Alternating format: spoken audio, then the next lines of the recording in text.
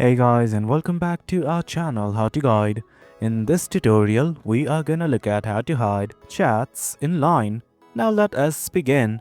Do you know that I have already logged into my account? In case you have not, do it right now. Now let us simply look at how to hide chats. At the bottom of the screen, right next to home, you can see a button like this called as chat. Click on it right now. And guys, this is it. From here, as you can see, these are my chats. Let's say I want to hide this chat right here. Simply click and hold on the chat that you wish to hide. Once you do that, these things will open up. It's gonna provide you with a few options: hide, new chat, pin chat, or delete.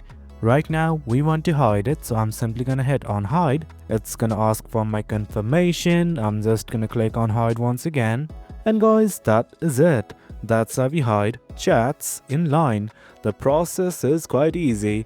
Hope you guys found this video informative, and for more content like this, do remember to hit like, share and subscribe. Your support fuels us. Until next time, thank you.